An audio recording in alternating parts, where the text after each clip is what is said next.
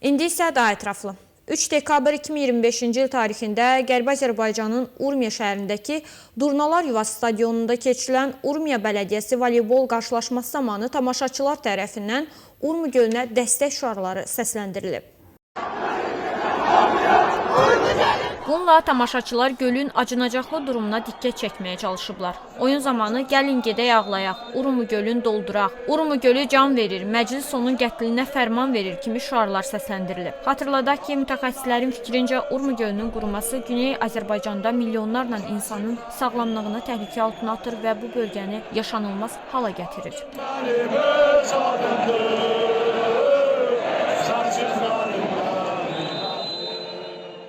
Güney Azərbaycanlı rejissor Məhəmməd Əli Muradyanın Urmi gölü haqqında çəkdiyi Gölün Uşaqları sənədli filmi Bakı Beynəlxalq Film Festivalında nümayiş olunacaq. Bu haqda rejissor özünün sosial media hesabında məlumat yayıb.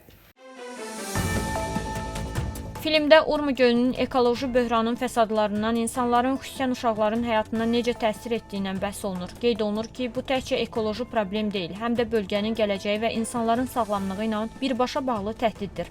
Məhəmməd Əli Muradi bildirib ki, filmin nümayişi 7 dekabr 2025 saat 11:00-da Nizami Kino Mərkəzinin 2-ci zalında olacaq. Bakıda olan və maraqlananlar rəsmi festival proqramından baxa bilərlər, o əlavə edib. Güneyli rejissor açıqlamasının sonunda filmin nümayişinə şərait yaratdıqlarına görə festival təşkilatçılarına təşəkkür edib. Qeyd edək ki, həmin əsər ötən Finlandiya Film Festivalının ən yaxşı qısa metrajlı film mükafatını qazanıb.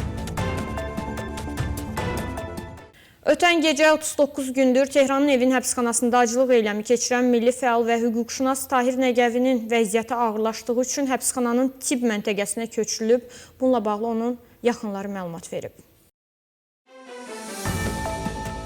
Məlumata görə həbsxana həkimləri məhbusun həyatını xilas etmək və ya daha ciddi xəsarətlərin qarşısını almaq üçün serum və ampullar vurub, onun həbsxanadan qıraq xəstəxanaya köçürülməsinin vacibliyini bildirsələr də, həbsxana rəhbərliyi bununla razılaşmayıb. Həbsxana rəhbərliyi nəvinin yalnız həbsxana geyimi və qandallarla xəstəxanaya köçürülməsinin mümkünlüyünü, bundan əvvəl isə məhbusun bununla razılaşmadığı üçün xəstəxanaya köçürülməsinin mümkün olmadığını bildiriblər. Qeyd edək ki, Tahir Nəgəvi 39 və Düd Əsədi isə 38 gündür ki, barələrində çıxarılan ədalətsiz hökmə və tibb xidmətindən məhrum edilmələrinə etiraz olaraq aclıq eyləminə başlayıb. Hər iki fəal ötən ilin fevral ayının əvvəllərində Vədud Əsədi Rəş şəhərində, Tahir Nəgəvi isə Kərə şəhərlərində bir neçə başqa fəal eyni vaxtda həbs edilərək Tehranın evin həbsxanasına köçürülüblər. Milli təhlükəsizliyə qarşı əlbir olmaq, hökumətə qarşı təbliğat, rəhbəri təhqir etmək və casusluqda günahlandırılan fəallar uzun müddətli həbs cəzasına məhkum ediliblər.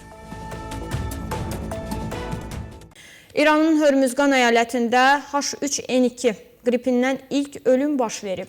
26 yaşlı kişinin ağır ağciyər zədələnməsi səbəbi ilə həyatını xilas etmək mümkün olmayıb. Artan yoluxmalar fonunda bəzi əyalətlərdə məktəblər müvəqqəti bağlanıb. Bildirilib ki, 26 yaşlı kişi hər iki ağciyərinin təxminən 70% zədələnməsi proqnozu ilə xəstəxanaya yerləşdirilib və həkimlərin səylərinə baxmayaraq həyatını itirib. Qeyd edək ki, bir neçə gün əvvəl İran Səhiyyə Nazirliyi yeni növ qripin yayılacağı barədə xəbərdarlıq etmişdi. Bəzi əyalətlərdə, o cümlədən Ərdəbil əyalətində isə yoluxmaların qarşısını almaq üçün təhsil ocaqları bir neçə günlüyünə tətil elan edib. ABŞ Dövlət Departamenti 3 dekabr tarixində İslam Respublikasının 2 kiber əməliyyatçısı Fatimə Sədiqyan Kaşi və Məhəmməd Bagir Şirinkar haqqında məlumat üçün $10 milyon mükafat təyin edib. Bu haqda Dövlət Departamentinin bəyanatında bildirilib. Ədalət mükafat proqramına əsasən adı çəkilən iki şəxsin xarici hökumətin göstərişi ilə hərəkət etməkdə, kompüter fırıldaqçılığı və sui-istifadə ilə bağlı qanunları pozmaqda ittiham olunduqları və ABŞ-nin vacib infrastrukturuna qarşı hücumlarda iştirak etdikləri qeyd olunub. Rəsmi açıqlamaya görə Sədiqyan və Şirinkar inqilab keşikçilərinin kiber elektronika bölməsi ilə əlaqəli olan və əvvəllər ABŞ-nin həssas sənaye və infrastruktur obyektlərinə hücumlara görə Vaşinqton tərəfindən hədəfə alınan Şəhid Şuştari kiber qrupunun üzvləridir. ABŞ Dövlət Departamenti onların şəxsiyyətinin və yerinin müəyyən edilməsinə və fəaliyyətlərinin pozulmasına səbəb olan məlumatların mükafata layiq görüləcəyini bildirib. Şərtlər yerinə yetirildiyi təqdirdə məlumat mənbəyinin köçürülməsi və dəstəklənməsi ehtimalında olduğu açıqlanıb. Rusiya-NATO şurasının rəsmən ləğv edildiyi NATO Xarici İşlər Nazirlərinin toplantısından sonra elan edilib. Məlumata görə baş katib Mark Rutte şuranın fəaliyyətinin tam dayandırıldığını bildirib.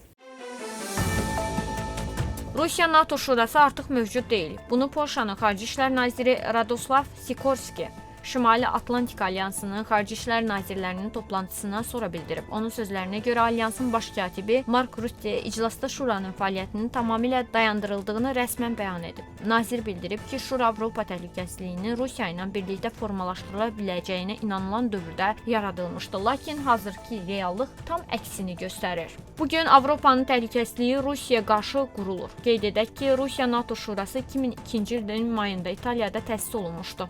29 üstəgəl bir formatlı mexanizm çərçivəsində Moskva və NATO ölkələri təhlükəsizlik silahlara nəzarət, terrorla mübarizə və insidentlərin qarşısının alınması kimi məsələləri bərabər əsaslarla müzakirə edirdilər. Lakin son illər şura praktik olaraq fəaliyyət göstərmirdi.